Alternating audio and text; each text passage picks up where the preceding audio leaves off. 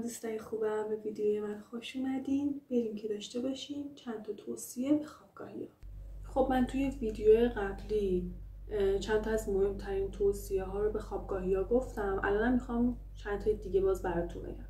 یه چیزی که من خودم خیلی بابتش حسرت میخورم و از اعماق وجودم میخوام توصیه کنم بهتون اینه که از اول اینکه شما وارد خواب باشید، وارد دانشگاه شدین، اصلا حتما برین کلاس زبان ثبت نام کنید. من خودم خیلی پشیمونم که این کار انجام ندادم، ولی به شما توصیه میکنم که حتما برین زبانتون رو تقویت کنید، چون ضرر نمیکنید. حالا شاید موقعیت پیش اومد میخواستید مهاجرت کنید، حالا هرچی حتما برین زبان ثبت نام کنید. شما توی خوابگاه خیلی تایم خالی دارین، حتی اگه کلاساتون باز فشرده باشه، باز یه وقتایی پیش میاد که تایم آزاد دارین. پس از تایم آزادتون به خوبی استفاده کنید.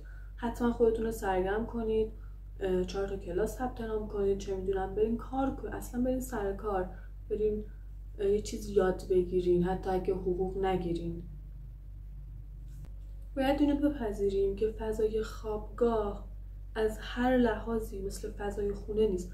پس شما خودتون مسئول وسایل خودتونید. خوابگاه اتاقتون نیست که پخش و پلا بکنید، حالا هر وقت خواستین جمع بکنید.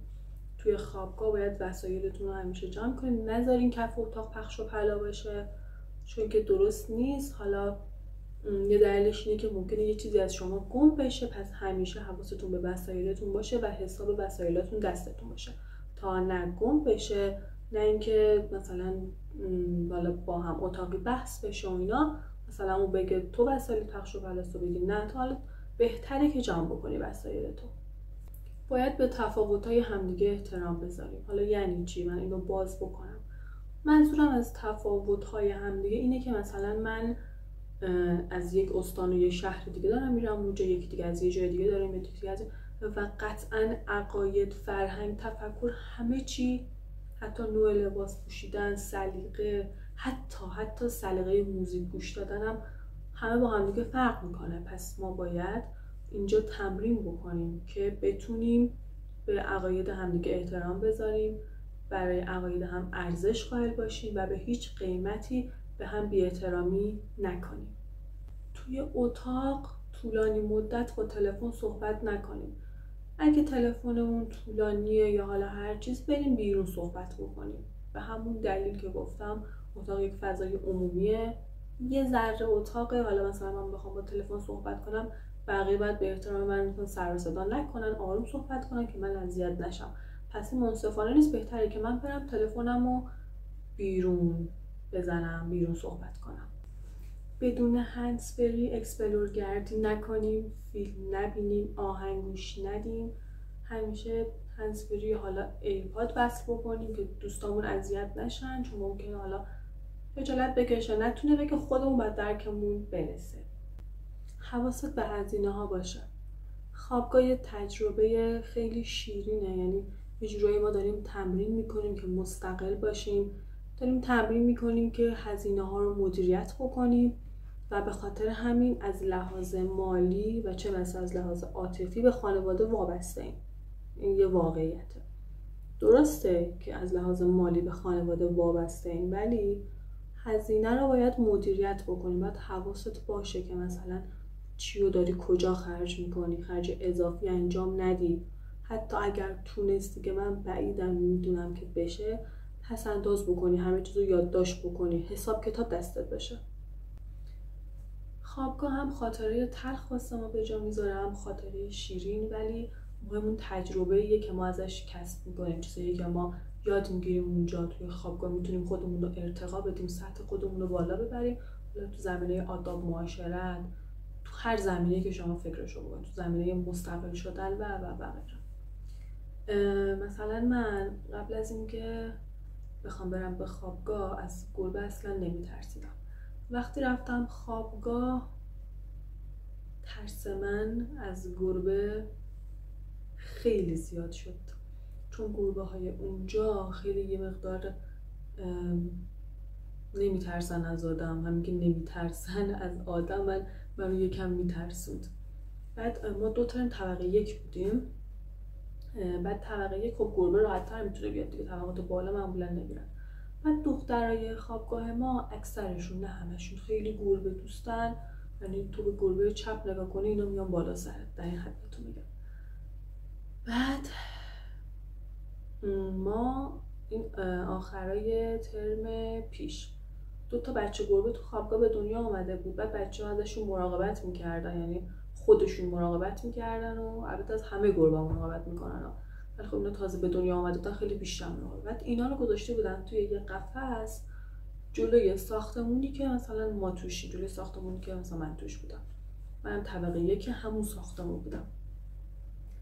بعد یه شب من و دوستم بیرون بودیم، اومدیم خوابگاه و اینا. بعد هم اتاقی دیگه تو اتاق بودن. اونا نمیدونم چطور شده بود، انگار در باز مونده بود، گربه اومده بود داخل. حالا اینجاشو براتون بگم. موقع خواب شده بود، ما گرفتیم خوابیدیم. بعد همه بچه‌ها خوابیدن، فقط لامپا رو خاموش کرده بودیم ما. فقط من گوشیم روشن بود، یعنی دستم بود، سرم تو گوشی بود دیگه نصف شب. بعد این توی اتاق ما بود. این انگار نور گوشی منو دیده بود، لامپ که خاموش شده بود ترسیده بود، نور گوشی منو دیده بود، اومد سمت نور. بعد من توی اینستا بودم، داشتم آموزش رقص زومبا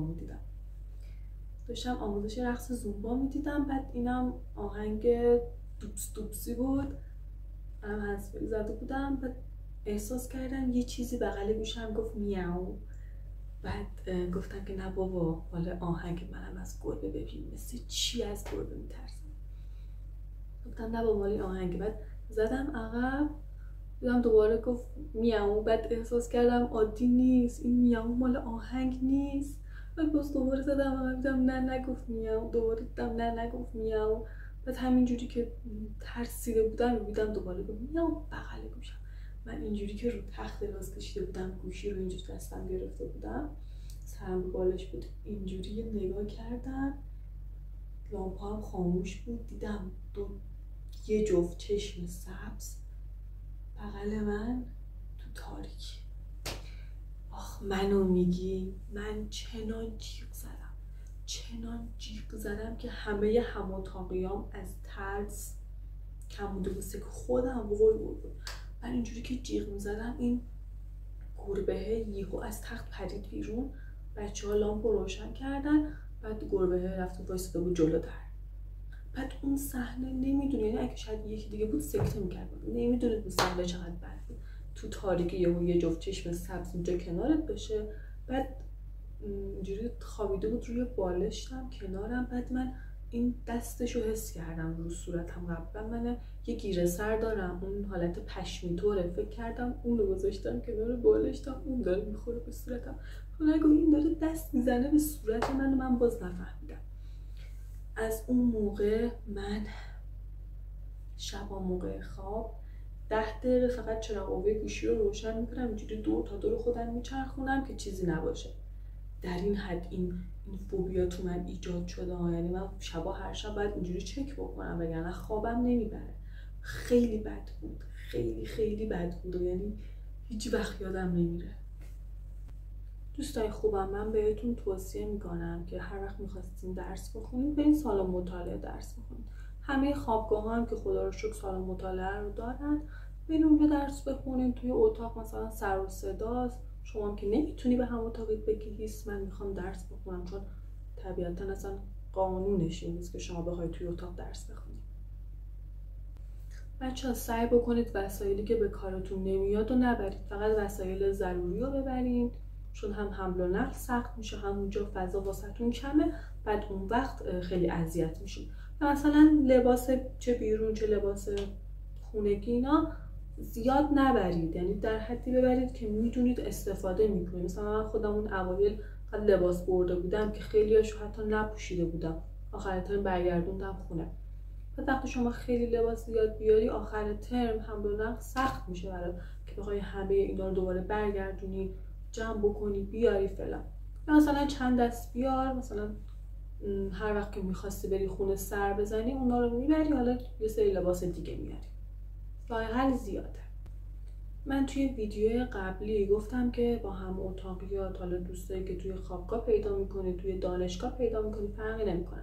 سعی کن با اونا حد و مرز داشته باشی، یعنی حریم داشته باشی، یه سری چیزا رو نگی، زندگی خصوصی فقط پیش خودت بمونه. ولی منظورم این نبود که با همه سرد و خشک و فلان باشی. اتفاقا باید تعامل برقرار کنی، یعنی یه جورایی هم تعادل رو رعایت کنی، هم یه طوری باشه که طرف مقابل ناراحت نشه یا توقعش از تو بالا نره، خیلی ازت انتظار نداشته باشه. پس حد وسط رو باید رعایت بکنی. و خوابگاه و دانشگاه یه محیط خیلی خوبه که بتونی با همسن و سالای خودت، با دوستای خودت، با کسایی که درکت میکنن اونجا دوست بشید، دوستای خیلی خوبی هم بشید. سعی بکنید با هم تفریح برید این ور اون ور، خلاصه همو دوست داشته باشید. اینم از پارت دوم ویدیو من. امیدوارم حتی که شده انقدر واسهتون مفید بوده باشه. خداحافظ.